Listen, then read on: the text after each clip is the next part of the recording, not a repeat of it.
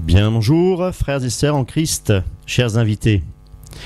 J'aimerais vous encourager, pour ceux qui n'ont pas encore visionné la vidéo Peut-on prier, adorer, glorifier le Saint-Esprit, il serait bon vraiment de la regarder au préalable avant de poursuivre avec celle-ci. Je mettrai un lien en fait sous la vidéo et merci de cliquer dessus et de la regarder et de revenir après le visionnage. Alors que le Seigneur soit glorifié. Dans cette vidéo, j'aimerais au préalable vous citer quelques versets qui affirment la divinité de Christ. Tout d'abord, je confesse de ma bouche, je reconnais que Jésus-Christ est le Fils de Dieu. Et pour cela, nous allons dans Matthieu,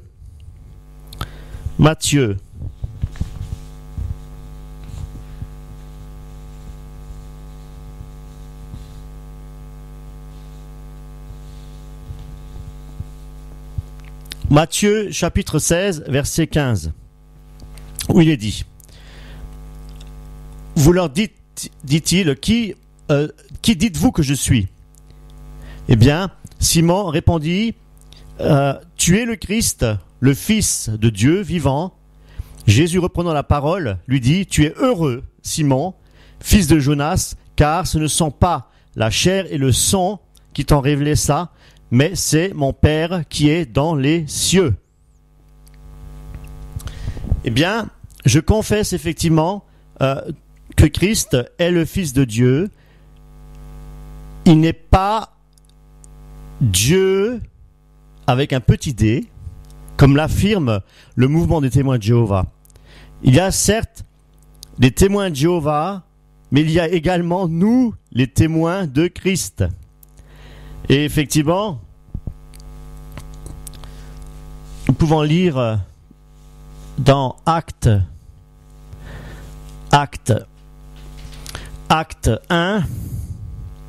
verset 8, Acte 1, verset 8, mais vous recevrez une puissance, le Saint-Esprit, survenant sur vous, et vous serez mes témoins à Jérusalem, dans toute la Judée, dans la Samarie et jusqu'aux extrémités de la terre. Voyez-vous, il faut une puissance pour affirmer être les témoins de Jésus-Christ. Cette puissance que nous avons reçue du Père atteste que Jésus-Christ est le Fils de Dieu, et Dieu avec un grand D, un D majuscule. Car en lui, effectivement, habite, nous la parole, corporellement, toute la divinité. Et ça, effectivement, nous pouvons aller voir dans Colossiens, chapitre 2. Colossiens, chapitre 2, verset 9.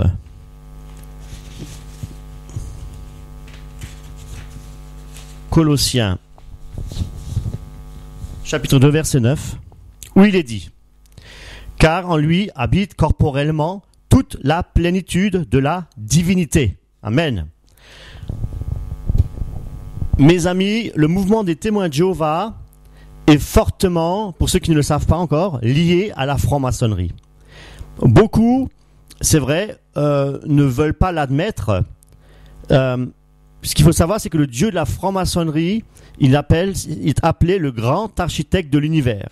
Il faut savoir qu'au début du XXe siècle, du XVIIe siècle plutôt, et jusqu'au début du XVIIIe siècle, les premiers francs-maçons étaient tous soit des catholiques, soit d'obédience protestante. Alors, d'où vient toute cette doctrine des témoins de Jéhovah, qui sont effectivement, comme je le dis, directement et fortement impliqués dans la franc-maçonnerie. Voici maintenant un extrait de prière des francs-maçons au grand architecte de l'univers. Et ça a été publié à Dublin et à Londres en 1760. Ô Seigneur, Dieu grand et universel, maçon du monde et premier constructeur Bon, bien.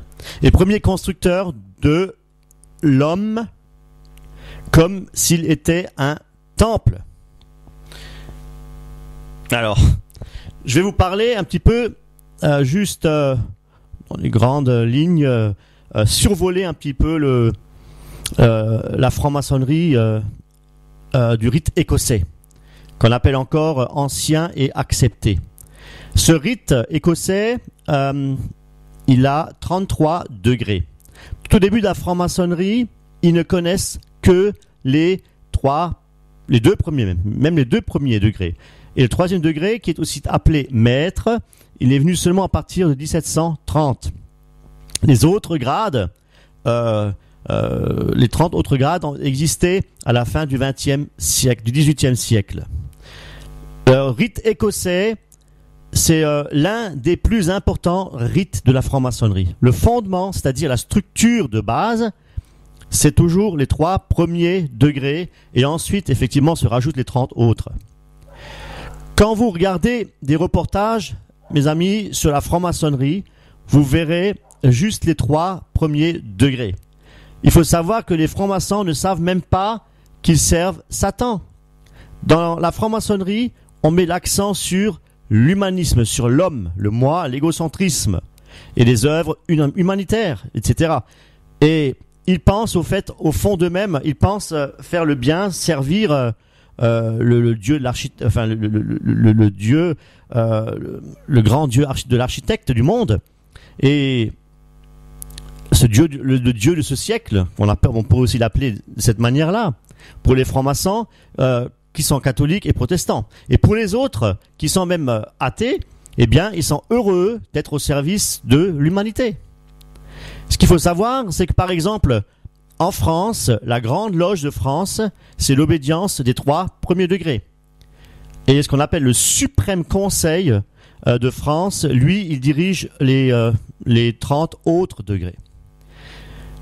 Les degrés dans la franc-maçonnerie, c'est un niveau, on peut parler de hiérarchie maçonnique. Parce qu'il y a aussi les grades. Les grades, c'est le titre, effectivement, que le franc-maçon, il obtient, il a dans son propre grade, dans son propre degré, pardon. J'aimerais vous dire que celui qui pratique le 33e degré de la franc-maçonnerie, eh bien, il est conscient qu'il sert Satan, Lucifer, le grand architecte. Et on arrive au 33e degré à la glorification de Satan. Alors, Albert Pike était un des suppôts des premiers satanistes du 33e degré. Il y a également d'autres francs-maçons du 33e degré, se disant chrétiens. Ce serait certainement, peut-être, l'objet d'une prochaine vidéo. Je ne sais pas encore, on verra. Il y a un gros travail à réaliser pour ne pas dire n'importe quoi. Nous devons être très très prudents aussi sur ce que nous disons. Pour revenir au mouvement des témoins de Jéhovah, Charles Russell, donc un pasteur fondateur de la tour de garde, lui était franc-maçon. Dans leur mouvement, ils ne reconnaissent pas Christ comme vrai homme et vrai Dieu. Pour eux, Christ a été créé par Dieu, et de ce fait, effectivement, ils nient la divinité de Christ. Et cela, effectivement, c'est une doctrine hérétique qui était condamnée depuis bien des siècles. Alors, mes amis, d'où vient cette hérésie? C'est en l'an 250 à peu près. Il y avait, même plus tard encore, un théologien d'Alexandrie en Égypte. C'était un prêtre hérétique qui croyait que Jésus-Christ est le Fils de Dieu, mais qu'il n'a pas toujours existé, et qu'il a été, lui, créé par le Père, par Dieu le Père. En 325 après Jésus-Christ, le concile de Nicée ont reconnu effectivement que cette doctrine est hérétique et qu'il fallait absolument la rejeter. Et je dirais merci à notre Dieu d'avoir gardé sa parole et envoyé des défenseurs de la saine doctrine qu'on appelle communément les pères apologétiques, les apologistes.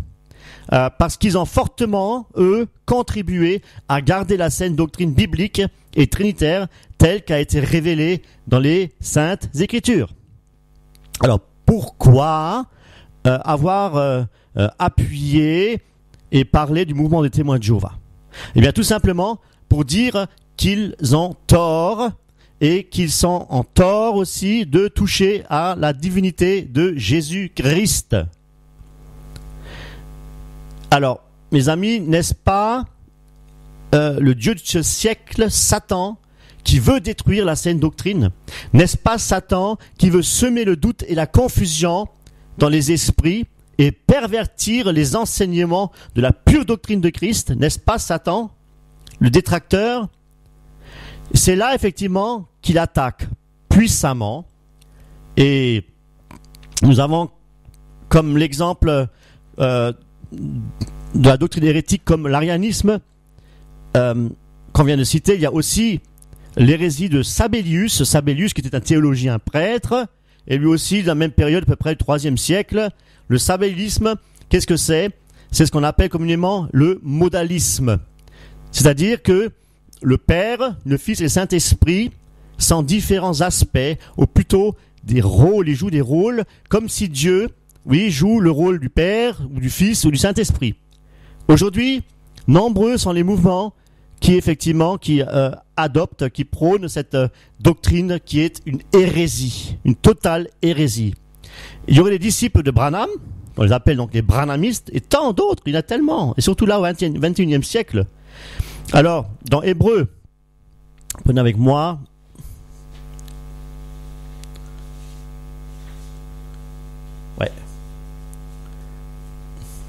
Hébreux, chapitre 9, verset 14, il est dit, le sang de Christ, qui par l'Esprit éternel s'est offert sans tâche à Dieu. Dites-moi, comment le Christ peut-il s'offrir son propre sang si c'est la même personne? Comment c'est possible? Quand Jésus était sur la croix, il criait quoi? Père, pourquoi m'as-tu abandonné? Comment pouvait-il s'abandonner si il est lui-même une personne abandonnée? Tout cela, c'est vrai, effectivement, mes amis, ça ne tient pas la route. En plus, que dire aussi de Jean 17,5, quand Jésus déclare qu'il a eu la gloire avec le Père avant que le monde ne fût, avant que le monde n'existe. Effectivement, nous avons ici vu deux hérésies qui mettent les églises dans la confusion. En voici une dernière, celle que j'ai traitée déjà dans la vidéo. Peut-on prier, adorer et glorifier le Saint-Esprit? J'avais cité effectivement plusieurs passages de l'Écriture pour vous faire connaître à qui s'adresser dans nos prières. Eh bien, pas une seule fois, effectivement, dans le Nouveau Testament, il fait allusion à la prière en priant au Saint-Esprit. Bien au contraire, Jésus-Christ lui-même nous apprend à prier et à qui s'adresser dans nos prières. Eh bien, c'est pourquoi l'objet de cette vidéo, mes amis, c'est d'analyser les prières des apôtres et des premiers chrétiens. Les presbytres, qu'on appelle aussi les anciens, Paul avait nommé des anciens, donc des presbytres dans les différentes villes. Bien, alors, si on prend par exemple Actes chapitre 14, verset 23, il est dit quoi? Il est dit, ils firent nommer des anciens dans chaque église. Pour continuer, Tite 2, verset 5, 1, verset 5, eh bien, je t'ai laissé en Crète afin que tu mettes en ordre ce qui reste à régler et que selon mes instructions, tu établisses des anciens dans chaque ville. Alors, comment priaient les apôtres et à qui, on va dire, s'adressaient-ils? C'est ce que nous allons voir maintenant. Et à cet effet, j'ai compilé un certain nombre de versets. Nous apprenons effectivement à qui s'adresser dans nos prières. Si après, effectivement, avoir entendu ces versets, je vous invite également à les lire. Et si après cela, vous êtes convaincus, alors je rends grâce à mon Dieu de ce qu'il vous a vraiment éclairé par la puissance du Saint-Esprit. Alors, je vais vous faire la lecture de ces quelques versets qui suffisent pour être vraiment convaincus. 2 Corinthiens 11, 31. Dieu qui est le Père du Seigneur Jésus et qui est béni éternellement, c'est que je ne mens point. Éphésiens 1, 17. Afin que le Dieu de notre Seigneur Jésus-Christ, le Père de gloire, vous donne un esprit de sagesse et de révélation dans sa connaissance. Éphésiens 5, 20. Rendez continuellement grâce pour toutes choses à Dieu le Père, au nom de notre Seigneur Jésus-Christ. Colossiens 1, 3. Nous rendons grâce à Dieu, le Père de notre Seigneur Jésus-Christ, et nous cessons de prier pour vous. 1 Thessaloniciens 3, 11. Que Dieu lui-même, notre Père et notre Seigneur Jésus, aplanisse notre route pour que nous allions à vous, afin d'affermir vos cœurs pour qu'ils soient irréprochables dans la sainteté devant Dieu, notre Père, lors de l'avènement de notre Seigneur Jésus-Christ avec tous les saints. Romains 1, 11. Dieu que je sers en mon esprit dans l'évangile de son Fils, mes témoins que je fais sans cesse mention de vous. Romains 5, 11. Et non seulement cela, mais encore, nous nous glorifions en Dieu par notre Seigneur Jésus-Christ, par qui maintenant nous avons obtenu la réconciliation. Romains, chapitre 10, verset 1. Frères, le vœu de mon cœur et ma prière à Dieu pour eux, c'est qu'ils soient sauvés. Romains 15, 5. Que le Dieu de la persévérance, de la consolation vous donne d'avoir les mêmes sentiments les uns envers les autres selon Jésus-Christ. Romains 15, verset 6. Afin que tous ensemble, d'une seule bouche, vous glorifiez le Dieu et Père de notre Seigneur Jésus-Christ. Romains 15, 13. Que le Dieu de l'espérance vous remplisse de joie et toute paix dans la foi pour que vous abondiez en espérance par la puissance du Saint-Esprit. Continue. Romains 15, 30. Je vous exhorte, frères, par notre Seigneur Jésus-Christ et par l'amour de l'Esprit, à combattre avec moi en adressant à Dieu des prières en ma faveur. 1 Corinthiens 1, 4. Je rends à mon Dieu de continuelles actions de grâce à votre sujet par la grâce de Dieu qui vous a été accordée en Jésus-Christ. 1 Corinthiens 6, 20. Car vous avez été rachetés à un grand prix, glorifiez donc Dieu dans votre corps et dans votre esprit qui appartient à Dieu. 1 Corinthiens 10, 31. Soit donc que vous mangiez, soit que vous buviez, soit que vous fassiez quelque chose, faites tout pour la gloire de Dieu. 2 Corinthiens 1, 3. Béni soit Dieu, le Père de notre Seigneur Jésus-Christ, le Père des miséricordes et le Dieu de consolation. 2 Corinthiens 1, 21. Et celui qui a affermi avec vous en Christ et qui nous a oints, c'est Dieu. 2 Corinthiens 8, 5. Et non seulement ils ont attribué comme nous l'espérions, mais ils sont d'abord donnés eux-mêmes au Seigneur, puis à nous par la volonté de Dieu. 2 Corinthiens 11, 31. Dieu, qui est le Père du Seigneur Jésus, et qui est béni éternellement, c'est que je ne mens point. 2 Corinthiens 13, 7. Cependant, nous prions Dieu que vous fassiez rien de mal, non pour paraître nous-mêmes approuvés, mais afin que vous pratiquiez ce qui est bien. Éphésiens 5, 20. Rendez continuellement grâce pour toutes choses à Dieu le Père, au nom de notre Seigneur Jésus-Christ. Philippiens 3, 3. Car les circoncis, c'est nous qui rendons à Dieu notre culte par l'Esprit de Dieu, qui nous glorifions en Jésus-Christ, qui ne mettons point notre confiance en la chair. Alors, Philippiens 4, verset 6. Ne vous inquiétez de rien, mais en toutes choses faites connaître vos besoins à Dieu par des prières et des supplications avec des actions de grâce. Philippiens 4, 19. Et mon Dieu pourvoira à tous vos besoins selon la richesse de la gloire en Jésus-Christ. Colossiens 1, 9. C'est pour cela que nous aussi, depuis le jour où nous avons été informés, nous ne cessons de prier Dieu pour vous et demander que vous soyez remplis de connaissance de sa volonté. Colossiens 4, 3. Priez en même temps pour nous afin que Dieu nous ouvre une porte pour la parole en sorte que je puisse annoncer le mystère de Christ pour lequel je suis dans les chaînes. Jacques 1, 5. Si quelqu'un d'entre vous manque de sagesse, qu'il demande à Dieu, qui donne à tous simplement sans reproche et qui sera donné.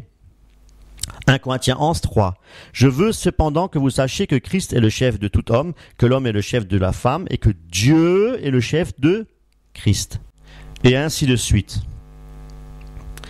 Nous pouvons vraiment remarquer que l'apôtre Paul et même les apôtres Jacques faisaient la distinction vraiment entre le Père et le Fils Jésus-Christ. Et pourquoi ? Eh bien la réponse, elle nous est donnée dans, nous avons ici 1 Corinthiens, chapitre 11, verset 3.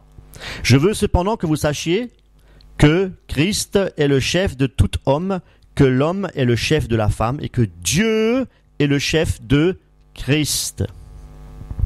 Dieu est le chef de Christ. Avez-vous relevé le nombre de fois que Paul s'est adressé à Christ dans les versets que j'ai cités? Aucune fois. Avez-vous remarqué ou relevé le nombre de fois que Paul s'est adressé au Saint-Esprit dans les versets que j'ai cités? Aucune fois. Combien de fois Paul s'est adressé à Dieu le Père, à chaque fois dans tous les versets que je viens de vous citer? Voyez-vous, ils ont mis en application la parole de Jésus qui est effectivement dans Luc chapitre 11, verset 1, où il est dit: Jésus priait un jour en un certain lieu. Lorsqu'il eut achevé, un de ses disciples lui dit: Seigneur, enseigne-nous à prier comme Jean l'a enseigné à ses disciples. Il leur dit: quand vous priez, dites Père, que ton nom soit sanctifié, et ainsi de suite. Père, Dieu, Père. Eh bien, dites-moi, Jésus s'est-il lui adressé au Saint-Esprit ou à lui-même? À qui Jésus-Christ s'est-il adressé? Eh bien, il s'est adressé à son Père. La Bible dit aussi dans Hébreux, chapitre 7, verset 25, « C'est aussi pour cela qu'il peut sauver parfaitement ceux qui s'approchent de Dieu par lui, étant toujours vivant pour intercéder en leur faveur. » Amen. Eh bien, comprenez bien, Christ est notre médiateur. C'est pourquoi il intercède pour nous. Quel privilège, mes amis, quelle grâce. Merci Seigneur, merci notre Père, merci Dieu Tout-Puissant pour ce merveilleux don qui est ton propre Fils bien-aimé. Alors, nous pouvons aussi lire dans Jean chapitre 17, verset 3. « Or, la vie éternelle, c'est qu'ils te connaissent, toi, le seul vrai Dieu, et celui que tu as envoyé, Jésus-Christ. » Alléluia. Nous pouvons vraiment encore nous poser une question, une dernière question peut-être. Peut-on prier Jésus-Christ? Alors, la réponse est claire. Jésus-Christ, qui est-il? Il est notre Seigneur, notre Rédempteur, le Rédempteur de nos âmes. C'est notre Sauveur. Il est notre médiateur. Il intercède pour nous. C'est notre Roi, notre Maître. Il est le Fils du Dieu vivant. Si les apôtres n'ont pas prié directement Jésus-Christ, cela ne veut pas dire que nous ne pouvons pas le faire. Nous pouvons l'adorer, le Seigneur Jésus-Christ. Nous pouvons le louer, nous pouvons le glorifier. À lui revient toute la gloire. Et parce qu'il est Dieu, le Fils, eh bien, il a toujours existé depuis toute éternité. Il n'a jamais été créé et il vit en nous par le Saint-Esprit. Cependant, si nous voulons vraiment suivre l'enseignement de Christ et des apôtres, eh bien, conformément à ce que nous avons, à ce que vous ai lu, les versets que je vous ai lus, et ce que Jésus nous enseigne à prier le Père, eh bien, nous devons effectivement nous soumettre au Seigneur aussi, aux Écritures. Et effectivement, il y a un beau verset aussi dans Matthieu 6,6, j'aimerais encore vous le lire peut-être pour clore cette étude. Matthieu 6,6.